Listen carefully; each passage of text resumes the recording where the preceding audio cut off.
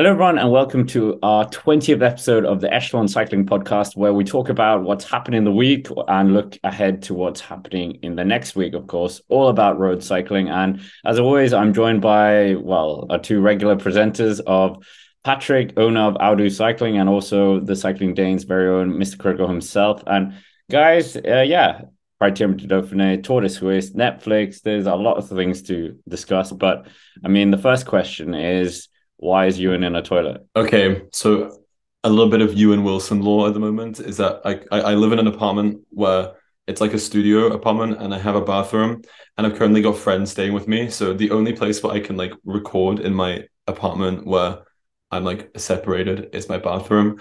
Well, you could just put your friends in the bathroom. That was the other way Yeah, around that this was exactly. going to go, They'll wasn't it? have they'll have the worst they'll they'll have the worst memory of staying here. They'll go back home and say, that holiday I spent at Ewan's was awful. He shoved us in a bathroom so he could talk about cycling on his computer for 1 hour. But I mean, yeah, lots to discuss. But first thing, Netflix, they of course came out with the Tour de France Unchained. We've talked about it before. And yeah, there's a lot of things to talk about. But yeah, kind of what are your thoughts on it? I must admit that I was a stern critic of it. And I was actually surprised how good it was. Drive to Survive is amazing, but I don't think it is going to capture new people that much. Judging by Netflix's Facebook page, they have over 5 million people and they only had 5,000 likes on the post. So I think, Patrick, you said this to me that you think it's just going to be preaching to the choir. But for Netflix, that would be huge because the cycling sphere is huge. Yeah, I mean, caveat, I've watched 7 episodes of the 8, so I think I've got like the Hodes one still to go. So I know most of it, but I have enjoyed it actually. I know I've seen some people on Twitter being a little bit critical of parts of it or not enjoying certain elements, but I don't know. I'm with you, Scott. I've quite enjoyed it, to be honest with you. I've enjoyed the insight. I'm not really sure what people were expecting or what it hasn't provided that they were hoping for.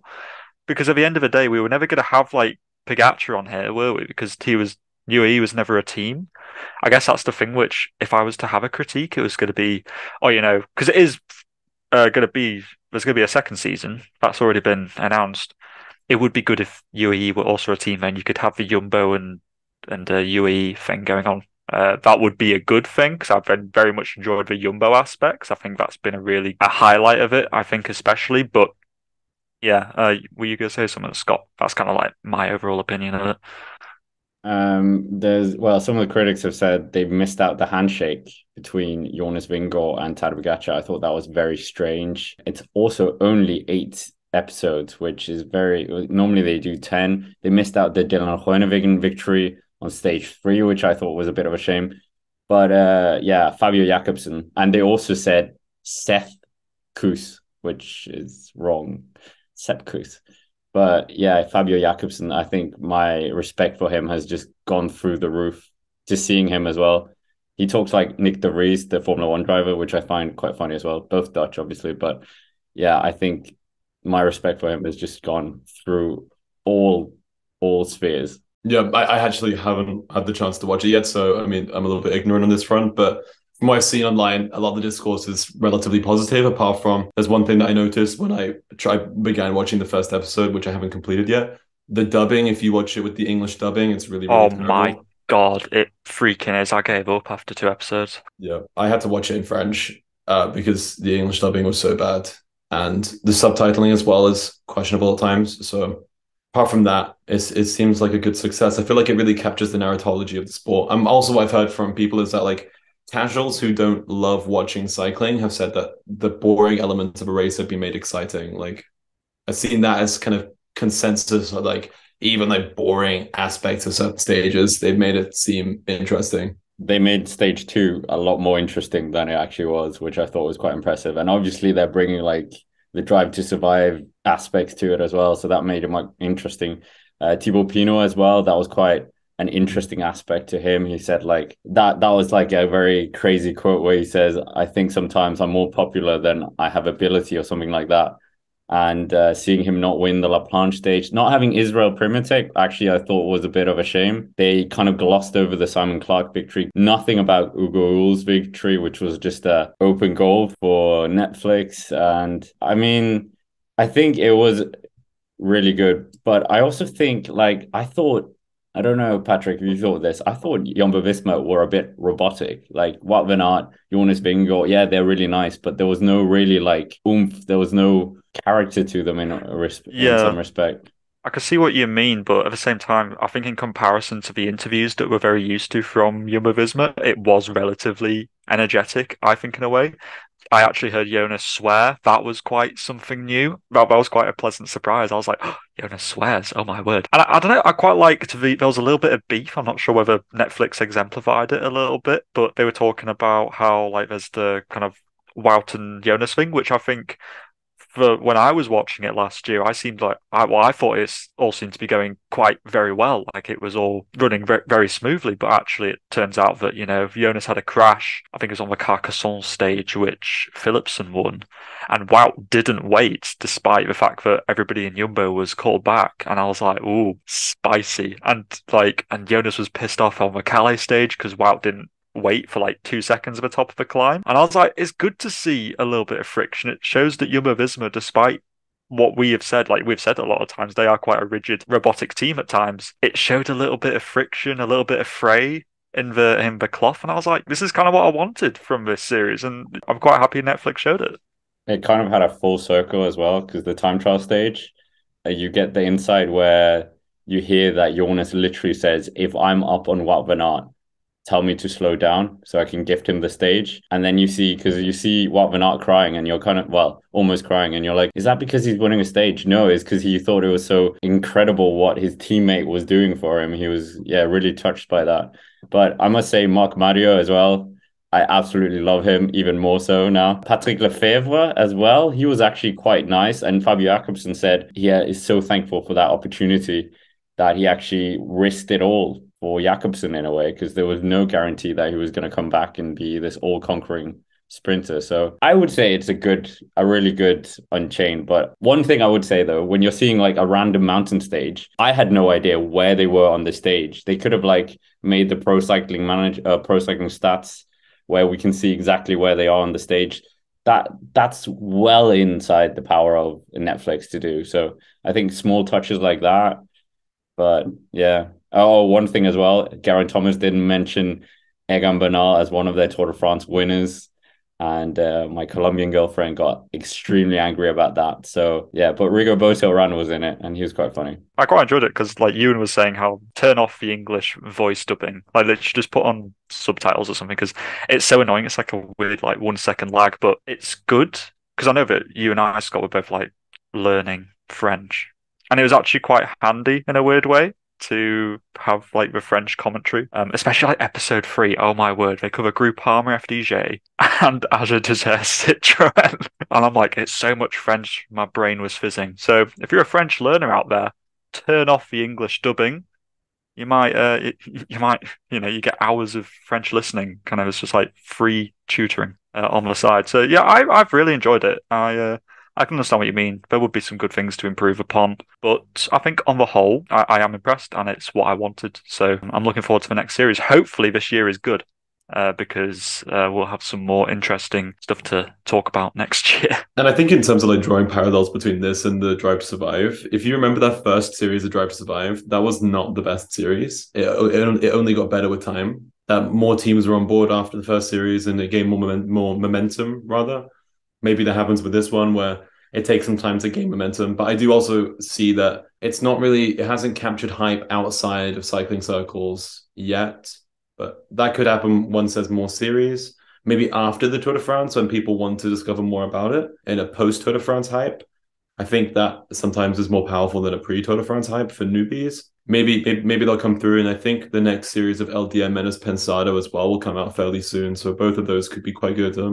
They could complement each other quite well. Well, anyways, talking about 2023 racing as well, not just about last year's racing, the Criterium du Dauphine happened, and Jonas Vingegaard took the victory. First rider in history to apparently win the Tour de Basque Country and the Criterium du Dauphine in the same year. What did you guys think of the week of racing?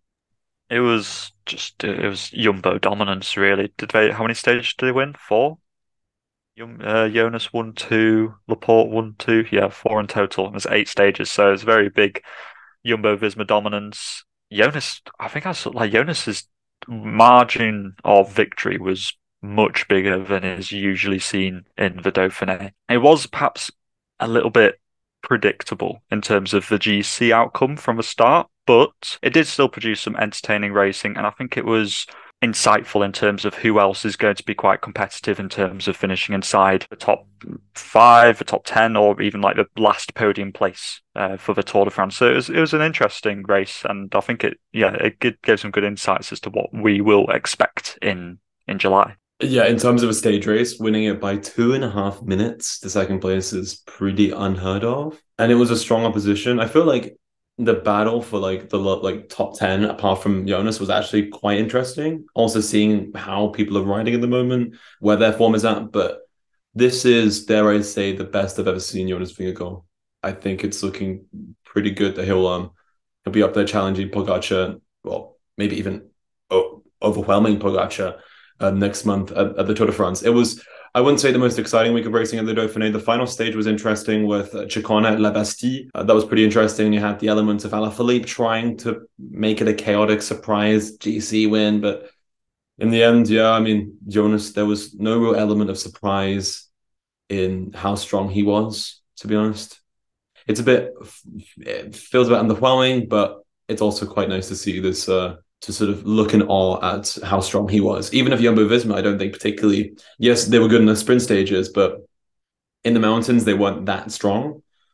Like with a full Jumbo-Visma mountain train, it could be pretty strong, very, very strong next month at the Tour de France.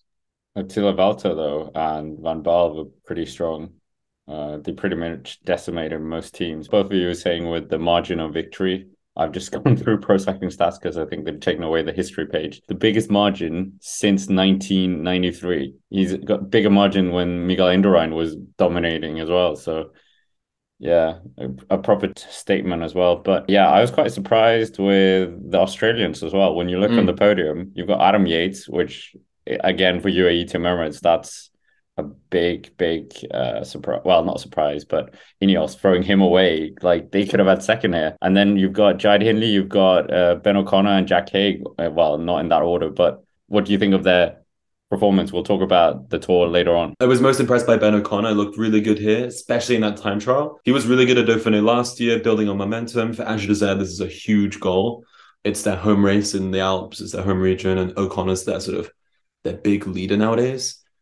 So for him, I think he looked really, really good. Hindley looked solid. He's never been great at 1 week long stage races, but this one was pretty solid. I think top 5 in Dauphiné. It was 5th, wasn't it? Yeah, so top 5 in Dauphiné is a strong result up there in the standings. And Jack Haig, I mean, I was surprised given the fact that he's just come from the Giro, that he could jump into this and still ride a top 10 in GC. It's impressive.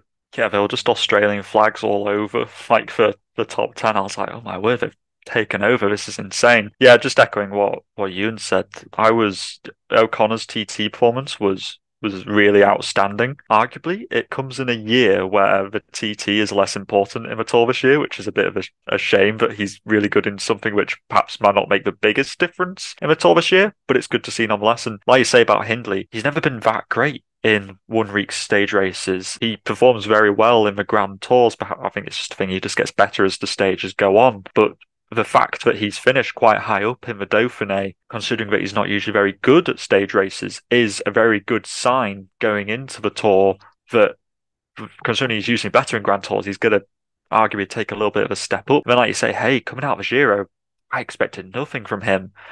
I was really expecting something more from Landa, and he was nowhere apart from out the back. Pretty much that's where he was. So absolutely, just things were really just getting turned on their heads, and there was some other names, like you say, Alaphilippe. Great to see him back. Great to see him getting a stage win. I think that was a very universally pleasing result for the cycling kind of sphere, and good to see him back just at the front, just kind of like doing his kind of showmanship and stuff. I know some people don't enjoy that, but it's just kind of good to have that character around. And then like Guillaume Martin and stuff, it's shaping up for a lot of great riders going into the Tour de France. Hopefully will result in some really fantastic racing in what was it, 3 weeks' time or something like that? Well, talking about 3 weeks' time, Jonas Vingegaard winning this, as we've said so many times, quite dominantly.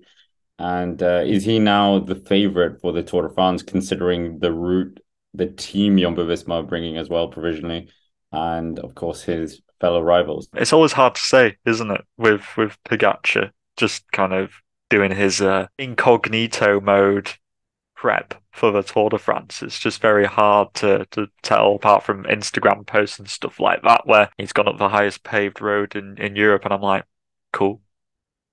I don't know what to take from this, but cool. Yeah, Jonas, he won by such a dominant margin that does provide a certain element of confidence that Jonas is going to repeat his Tour de France victory, especially when you consider, like Ewan was saying earlier, perhaps his mountain support here wasn't that great. There was some help for Laporte and stuff, but there was no Kuss, there was no Krausweg, there was no Kelderman and stuff like that. But so he managed to, I don't want to say make the most of a bad scenario, because it wasn't necessarily bad. It was just that there's room for better climbing kind of domestiques to come into the fray and improve his chances. But I think that he is, at the moment, if I haven't looked at the bookies, but I would presume that he is going to be going into this as the favourite, considering that Pogačar's build-up, no matter if he wins the Slovenian time trial champs and the road race, I think that the fact that Jonas has won the prestigious like warm-up race ahead of all these GC favourites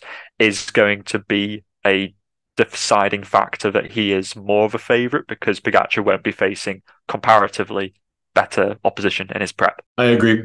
I strongly agree. I feel like, yeah, Pogačar is definitely, now that he's not racing, we don't know where to gauge him. So Jonas has more of the momentum in his favour. I think he seems actually pretty okay with it, and all this pressure on his shoulders, and that momentum is definitely switching. If we look back in our discourse after sort of Ronde van Vlaanderen, thinking, and Paris-Nice as well, thinking Pogačar's number one man, it feels like that's now changed completely.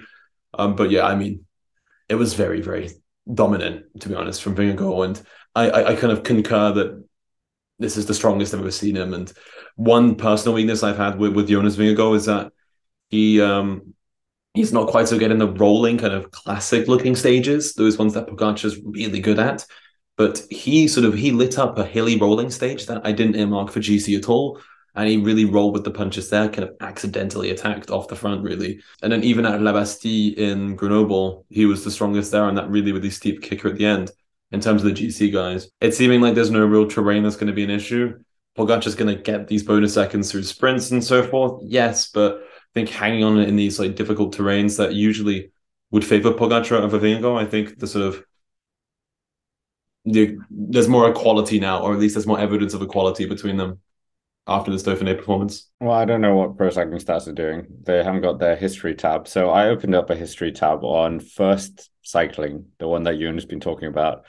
And an alarming statistic for any Danish fans. We've had no Danish Tour de France winner that has won the Dauphiné and then gone on to win the Tour. Obviously, it's only Bjarne Riis and Jonas Vingegaard, but Jakob Fuglsang has won the Dauphiné twice, and he never won the Tour de France. Bit of history to correct there. I want Tadej Pogačar to be on his best form. I don't want to just see Jonas Vingegaard ride off and win the whole thing, because last year, like both were saying, was such an incredible addition. If you're neutral, if you're a Pogačar fan or Jonas Vingegaard fan, I think that battle was definitely one for the ages. So is there anyone else you think that could, if, let's say, Tadej Pogačar is not there, is there anyone else who can kind of come out of the shadow and rival Jonas Vingegaard? Adam Yates, that's it, to be honest. All these guys that we were sort of earmarking for that interesting battle for third, your Carapazes, your Enric Mas, these kind of guys, they were all a bit underwhelming at Dauphiné. Yates was good, and I think that's a little bit worrying in a sense that Yates, who will probably be Pogačar's best helper, was really good form here. So that's probably one thing UAE will take out of it as a positive. They also rode really well, I think, as a squad with a lot of their Tour de France guys. Micah rode a good race, I thought, as a sort of domestique, which will be next month for Pogačar once more. But to be honest, Yates is the only man I see could possibly contend Jonas. Maybe Hindley if he gets really into the swing of things, because I was really impressed with his Dauphiné here. He's a guy who's done really well in Grand Tours formats. Maybe he could also be up there as well, but I'm finding it really hard to imagine a winner who isn't called Tadej or Jonas. Yeah, I agree with that. But it's just you could argue the angle that because we're not seeing much of Pogacar, it actually creates more intrigue and more excitement going into the tour. Because if we see him racing and stuff, and we're like, oh, he's only racing the Slovenian kind of national races. We don't know what to gauge from this. Actually, that's exciting in its own sense because that will always leave an element of, oh, but we don't know how he actually is. And it always creates this element of mystique around how Pogacar is actually going to be going inside into the tour. Obviously, Jonas is this big kind of sphere right now where he is taking up all the favoritism here. But I think that Pogacar is always going to be there in terms of another name. Yeah, like a Hindley could maybe do something, but the only thing that's going to stop Jonas is either a Tadej or some badly timed incident that's going to kind of affect Jonas in the tour that's just unlucky. And that seems to just be the way that cycling is at the moment at the Tour de France. Okay, what about his team? We've talked about his team a lot. Obviously, Kelderman's added to that. Van Baal, he was here in the Dauphiné, looked very strong. Sepp Kuss, obviously, we know he's come from the Giro. Nathan van Hooijdonk, Christopher Laporte, who's at the Dauphiné as well. Thies Benoot and Wout van Aert, who's at the Tour de Suisse. To be honest with you, we were talking about this last week. Was the Kelderman versus Dylan van Baal thing, and I don't know, for some literally because it's just racing this week, it's sort of turned on its head a little bit. Van Baal did look quite good in that Dauphiné stage today in stage 8, whereas Kelderman's hemorrhaged time in the TT today at the Tour de Suisse on a stage where, he should be up there gaining time. He has done very good time trials in the past. He finished on the same time as Julian Bernard. Like, he lost time to guys like, I'm not saying Julian Bernard is a bad time, but I'm saying that Kelderman needs to be doing better. Julian Bernard's father won a time trial at Mont Ventoux. That doesn't mean he himself is particularly notable, but it's nepotism. It's in there. But yeah, this isn't Mont Ventoux. This is Switzerland around a lake. Yeah, I agree. I feel like our discussion last week about Jumbo-Visma is dated like a bag of piss. It has not stood the test of time. Van Baarle looked okay, like good at points. So he's probably sort of hardening his position in that Tour de France squad. But yeah, I mean, we'll wait and see what Kelderman does. But at the moment, given that Kruijswijk has abandoned, that's the update we need to give. Kruijswijk crashed out of Dauphiné and he's not going to be at the Tour de France. That means that Kelderman's in the squad. Who's the next reserve? We don't know. Rumor has it might be Roglic. I personally think Valter should be there, but what do I know? Do you think this team is stronger than last year? That's probably a good question. I think the other teams are stronger than Jumbo is. I think UAE is really, really strong this year. Like, remarkably stronger than it was last year with so many of their recruitments. Also, the fact that half of UAE pulled out quite early on with COVID and injuries. This year, I think UAE is going to look really good. You see that like Adam Yates he was up there in the mountains, second place overall here, beating the people that Pogacar and Jonas will be racing against. Miguel Biel won a time trial against Jonas Vingegaard. You cross over and you see like Mike has been looking pretty good this year. You see that like his teammates are riding well this season and they're ready and they're really, really committed to Tadej. I think the other squad this year is almost equally as strong as it is last year. Maybe without Roglic, that changes a little bit, but I think they'll probably ride in a similar fashion in terms of their manpower. It's quite similar. I just think that like UAE will be different and maybe the other rivals as well will bring stronger teams that won't be depleted through COVID and all these outbreaks this year. Yeah. There's no cobbles. Yes, that's a good point. But like you're saying, the lack of Roglic, a lot of people have pointed out in the comments section about how without Roglic last year at the Tour, and it is definitely a very valid point, but without Roglic at the Tour last year, beating Tadej might not have been possible. You could also argue that Jonas did, well, Wout van Aert technically dropped Pogacar on up Otakam. So in theory, would Jonas have won anyway? I don't know, but sure, that Glen on stage was a definite big, like, gash in Pogacar's ability to win that Tour. Without Roglic here, it's definitely going to be a more mano-a-mano thing, because no offense to a Kelderman or a Kuss or anybody like that, but they're not going to serve the same role or provide the same threat that a Roglic has, who has been a competitor to Tadej for years now. So I would argue, like Ewan was saying, that I don't think this year's Jumbo-Visma squad is as strong as last year's squad. I am certainly more excited to see what UAE are going to bring in terms of being the more aggressors, I suppose. And I think they're going to come out swinging, especially with opening 2 stages, which suit Tadej arguably a bit more in terms of a bit more punchy and stuff, and we've definitely seen that Pogacar's a bit better over that kind of stuff than Jonas is. So yeah, looking forward to seeing what UAE are going to do. You know, they were look good last year, like McNulty and Bjerge certainly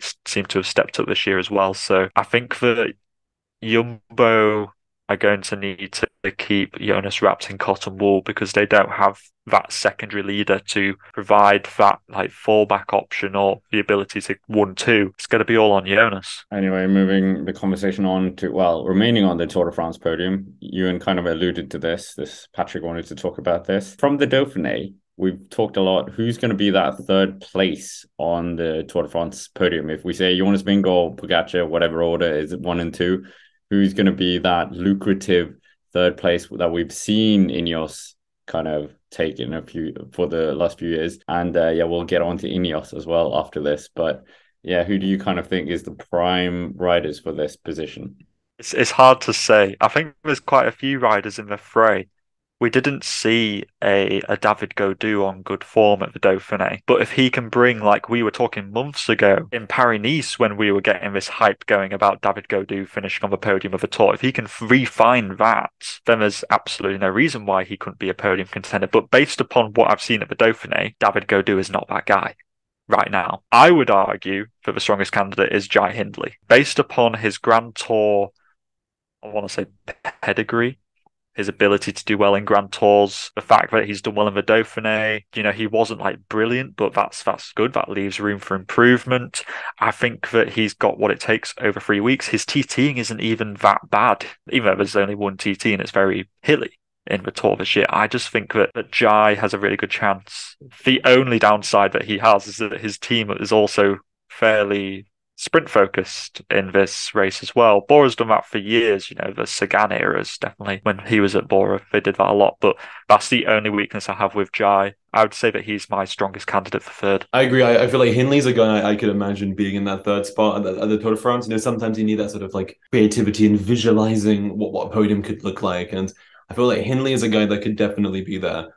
I'm starting to feel like, I mean, I've been saying it since last year, Richard Carapaz will finish third. I don't think that. I'm starting to feel like he's missing that edge. I don't think we've seen top tier Carapaz this year. He won the Mercantour Classic.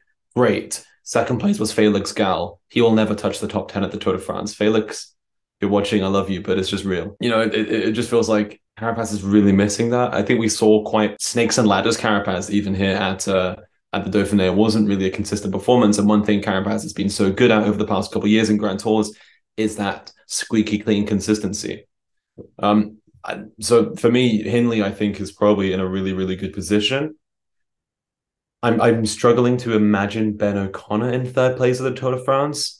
But if you told me this in 2 months' time, I wouldn't be shocked, you know? I mean, Carapaz had like a flash on stage 6, I think, where he was attacking off the front, or was stage 7 on Dauphiné, and then just disappeared and finished behind the group. And Esteban Chavez, I actually think, finished higher than him in GC. So, yeah, a bit of a shame. But yeah. Even Chavez on the final stage lost 10 places in the general classification. There's just no consistency here as well. It's strange.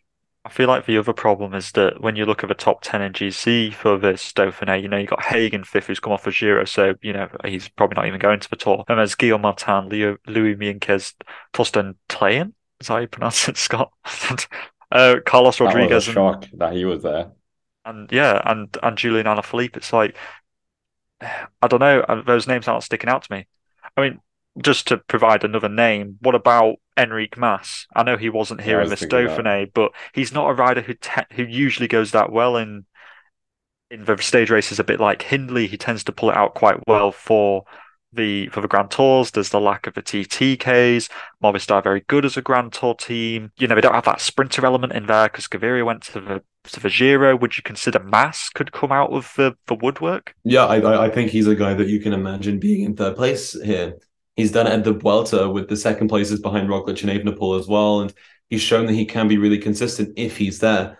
He's missed the mark at the past 2 Tours de France, even the past 3 Tours de France. I think he's kind of, I mean, it's just not being great. He's finished like close to top 10 or in top 10 all times, but it's not been like a sort of outstanding Enric Mas performance and super consistent like he is in the Vuelta. Top 5, 6th, and 5th.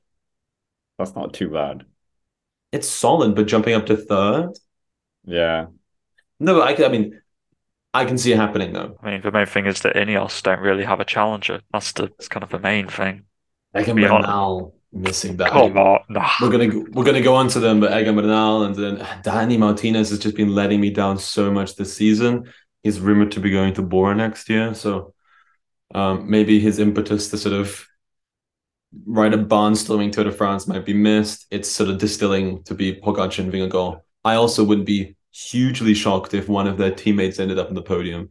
If we had a Wilco Kelderman or a Adam Yates, for instance, in 3rd place. Yeah, true. Well, anyways, you kind of touched on there. Ineos Grenadiers, all conquering Tour de France winners in, well, recent times. Well, not so recent time anymore, but yeah, are they in crisis right now? Egan Bernal's kind of nowhere. Dani Martinez as well, as you guys said. And yeah, the Tour de France coming up now, it doesn't look like they're going to be hitting the same heights as they have in the past.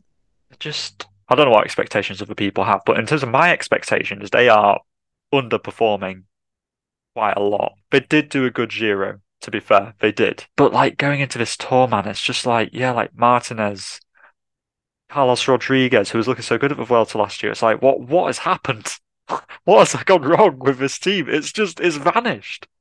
I am just literally looking at Ineos Grenadiers going into this tour with the same expectation that I would have for a stage hunter team. To be honest with you, I can't think of a stage hunter team name just off the bat. I don't want to be throwing names out, but I'm looking at well, I'm just looking at Pidcock. I'm like, what's he going to do? Basically, is what I'm seeing. But I don't have any GC aspirations for Ineos going into this tour. Is that too harsh, or is that fairly on? I would actually somewhat agree. I feel like Ineos. The thing is, I don't know if they're underperforming. I think they're performing better in different areas. The young guns are doing really well. Maybe they shift out some of the focus on the old guys and bring in the younger guys. I think it'll be really, really cool. This isn't going to happen. Let's be realistic. But if they threw in like Ben Tullett, Magnus Sheffield, if they put Pippo Ganna in the Tour de France team and these guys and fill out a Tour de France squad of their really bright stars and then let them chase out stages with the likes of Tom Pidcock and so forth. I think that would be great, but I don't know. We're probably going to see Dani Martinez and Egan Bernal there, and Dani Martinez has been really underwhelming me this year. I don't think he'll be top. I don't think he'll be in 3rd place at the Tour de France. Egan Bernal, his long road to recovery is an incredibly long road. I don't even know how long that road will be. So I mean, it's different, but I think stages, at least one should be their goal because they didn't get any out of the Giro. Yes, they rode a good GC race, but they come to win Tour de France stages and perform well in GC. If they can't do one, really go full for the other one. You know, you don't want to miss the mark on 2 things completely. At least go all in for one of them. So what could be a really, really good scenario is that if Dani Martinez loses 10 minutes in the opening week of stages at like the stage 2 La Reims, then he switches his focus onto stage hunting, a bit like Carapaz did at last year's Vuelta, and we see him try to go for stages whilst Pidcock and all those guys also try to attack it. But for the time being, I think this is also maybe a result of Ineos completely shifting over the past 2 years as well. Well, we've noticed a sort of sense of change. They've been like scaling back. They've been bringing up new talents. They've been going more, their tactics have been more fluid and exciting. And I think we could see a Tour de France that might just be sort of a reflection of this change of trend for the squad. They got a lot of Netflix time as well with Geraint Thomas, which, I mean, the amount of time you saw him getting massaged was quite funny. I mean, yeah, Rodriguez, Bernal, Martinez. Do you think Rodriguez is their best chance of a top 5, maybe? Yeah, realistically, he is. If you're putting a gun to my head and ask me which one it is, I'd say Rodriguez, probably, based on the fact that He did good with Vuelta last year in like his Grand Tour debut. That was a really promising sign. Was okay at the Dauphiné, got better as the stages went on. I'd say that he provides the most realistic GC aspiration for the Ineos Grenadiers. Maybe they just say, that's just what you're going to do. It's the Tour, just learn. Because the Tour's slightly different to the other Grand Tours, so I've heard. It's just a little bit more hectic, a little bit mental. So we'll wait and see. I think Rodriguez is the most realistic aspiration, but I reckon they're probably seeing like stage one. They've probably got that earmarked for Pidcock probably to try and take yellow on stage one because it's a very punchy finish. Perhaps they're thinking that's the realistic kind of yellow jersey to be taking. Might be the only yellow jersey they take throughout the race, let's be real with you. What I'd like from Pidcock is I don't think he'll win stage one. I think Van der Poel and Van Aert and even Pogacar, I think they really want it. Van der Poel's like going to win stage one. And I feel like what I really like from Pidcock is to probably hold back. I know I just said like about Lance, but if he holds back, maybe loses like a minute over the first couple of days, goes in the breakaway on the stage to Laurence, takes the yellow jersey from one of these big GC teams because they don't want to control it from start to finish. If Pidcock wore the yellow jersey for like, it would be from there until maybe the Grand Colombier stage in the second week. I think that would be a really, really cool race. And I think Pidcock, that'd be a great experience for him to experience the yellow jersey. He got a stage win last year. If he got a breakaway yellow jersey stint, I think that would be really cool. Also for the team as well, because they haven't worn the yellow jersey since COVID. Yeah, which is something they used to do an awful lot. They're now better at the Giro at doing this than at the Tour de France. So for them to wear the yellow jersey, I think would be good. Even in terms of like the 2019 Tour de France, they only wore it for one stage in terms of the actual racing. We haven't seen an Ineos jersey in that yellow jersey really at all since that name change in 2019. I think you're right. It'll be like Juan P. Lopez for Giro last year. Kind of very similar to that, but put Pidcock in there instead. I think that is a good goal which Ineos could try and go for. Maybe he could do a ripping descent off of a Tourmalet on like stage 6. We'll just get a repeat of stage 12 from last year's Tour de France. That could be kind of cool. That'll be good for the next Netflix series. Get the next one. Get the next Pidcock Demon Descending segment into that Netflix bit. They'll be rubbing their hands together. They'll be like, please do that.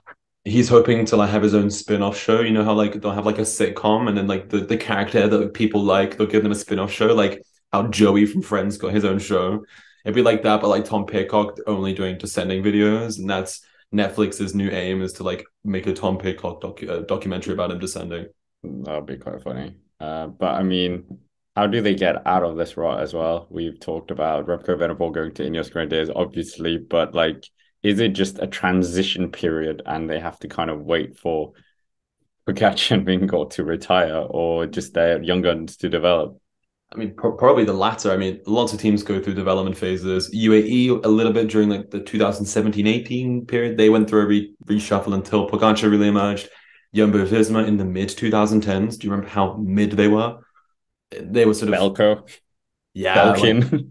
Like, the Belkin team. That was a sort of criminally mid-squad. And even when they changed to the yellow Jumbo jerseys back in 2015-16, they were kind of average. Kleedhanger, Kleeswijk came through, but they just needed more direction. But the trend here is that there's usually like a rider that would give the team direction and a goal. I don't know if they have that headline-grabbing rider. They desperately wanted to be Pidcock, but I don't think he's a strong enough general classification rider. That's kind of what they're missing. Rodriguez is leaving apparently, or maybe Martinez is leaving as well, we believe, to Bora Hansgrohe. So they need to find like this new star. Maybe it's Remco. Maybe it's Roglic. Let's reopen that transfer rumor mill from last year, just after the Tour de France. So, I mean, it's hard to tell. Maybe like a really seminal Tour de France where they ride a really, really good race that could change the vibe, really, to be honest.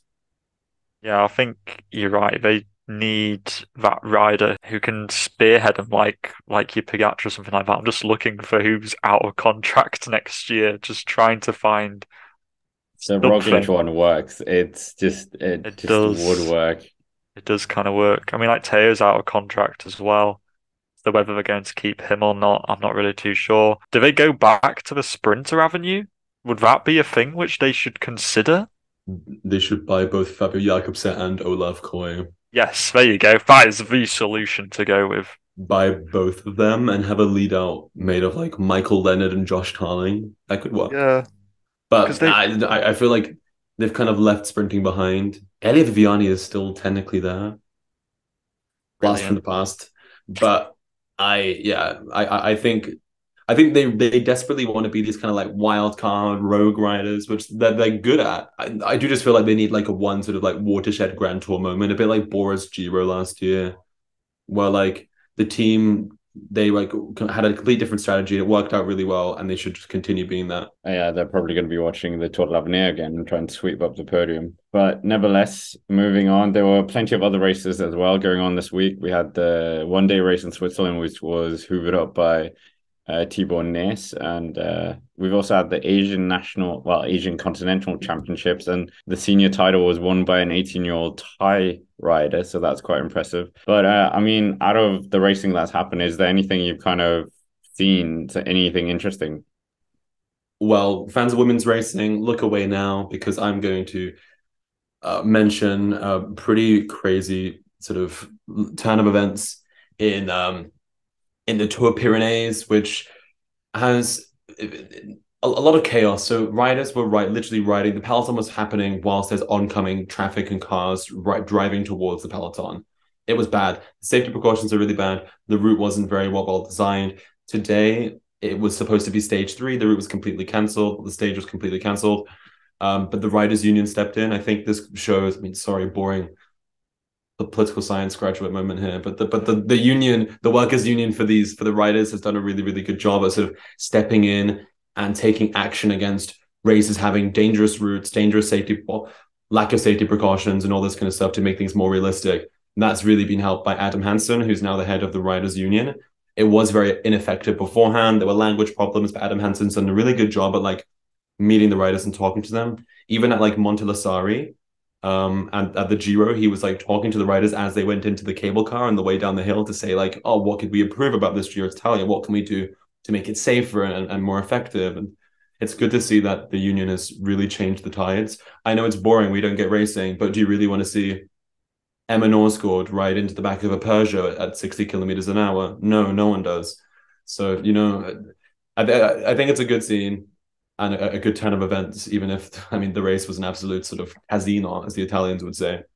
That's absolutely incredible. I mean, we're going to go on to bash British cycling, but yeah, that's quite incredible. We also had the ZLM Tour as well, and Bas Tiedemaier's team took a stage win, but overall was won by Olaf Koy. We've talked about Olaf Koy so much, and yeah, what did you guys think of this stage race? It's quite an interesting one to say the least. I mean, yeah, Coy winning is pretty. I mean, that's a really good thing for him. Let's face it, considering that. I mean, it's not like his stock needed to be any higher. Let's face it. I think I'm quite excited to see. When is it that the transfers can get announced? Is it like 1st of August or something like that? Officially on August 1st, but sometimes like the rumors get so like reliable that they just pretty much quasi announce it. The teams don't quasi announce it, but like the audience kind of know 100%. Yeah, but I'm looking forward to seeing what's going to happen with Coy because I know it's a ZLM Tour. I know it's not the highest caliber race or like the highest caliber sprinters there, but he's just too good. Is Coy, and I know that it wasn't like overly dominant. Like Scott said, for breakaway did win one day. That was a bit of a blunder from the peloton, and GC was largely won through just basically all the sprinters did a good prologue, pretty much. And then it was just won on bonus seconds. So it wasn't like a very exciting GC battle that you can read into much. Like there were no hills anywhere. But, it was good to see, Marechko won a stage. He's still around. He's still going. Welshford was there as well. And it was just a good kind of sprinting race just to kind of fill out dead parts in the week, if that's what you were kind of wanting, if the Dauphiné wasn't enough for you. Very true. We also had a victory from Jasper Philipsen in the Brugge one-day race. And I mean, it's just good for kind of what's to come in the Tour de France. But nevertheless, British cycling. Patrick wanted to do this segment last week, and we forgot about it. And yeah, Patrick, what is it? Well, I feel like we bashed British cycling so much. The Nationals are in red card in next week, 2 weeks, whatever. So that's going to be quite exciting. But nevertheless, Patrick, why was it that you wanted to bash British cycling this time? On this week's episode of Why British Cycling Are Shit, is that the essence of it is that they are stopping or very drastically or whatever, reducing funding to the under 23 road scene, which basically means that GB won't send and squad to races like the Tour de l'Avenir, which are a nation, like they're a national kind of under 23 race, which is kind of a shame when you consider that we have had a lot of talent like your Pidcocks and your Haters, like, for example, Thomas Gloag as well, who have gone through the Tour de l'Avenir and gained their fame and been recognised through races like that. British cycling seems to be wanting to focus more upon sending funding to the track schemes, which does make sense in a way, because track does produce, like,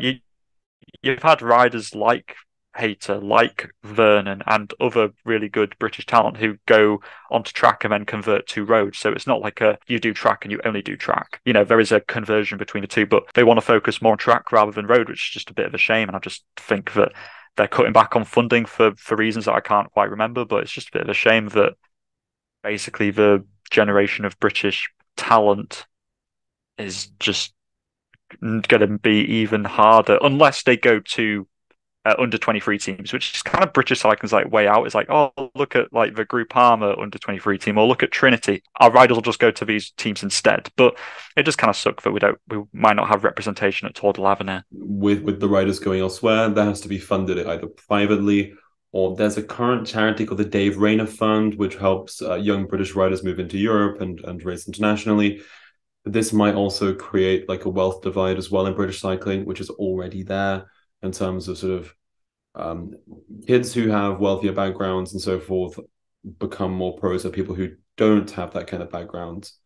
For instance, like with sort of, can you afford to move to Europe? Can you afford to do all this kind of stuff? Like, can you race the sort of this Assen Junior Tour privately? Can you do that? Can you afford that? I think that might create a bit of a wealth divide. But elsewhere, I think it just shows like there are some systemic problems in British cycling at the moment, and I think they really need to sort of address them. Maybe there are people in sort of leadership roles that need to sort of be questioned and so forth. But there's been a chain of some really quite damning investigations and damning turn of events over the past couple of months on a number of different things that don't look very good on the organization. Yeah, the Yates brothers as well did very well at the Tour de l'Avenir. But I mean, if they're just going to under 23 teams, they're not going to the Tour de l'Avenir. As you said, it's national teams. Yeah, British cycling. Anyway, on a brighter note, our favorite part of the show, Rider of the Week. And I mean, we don't even have to ask Patrick, I think. But yeah, let's start with Ewan. Ewan, who's your Rider of the Week this week? I mean, it's such an open goal. So open, humongous.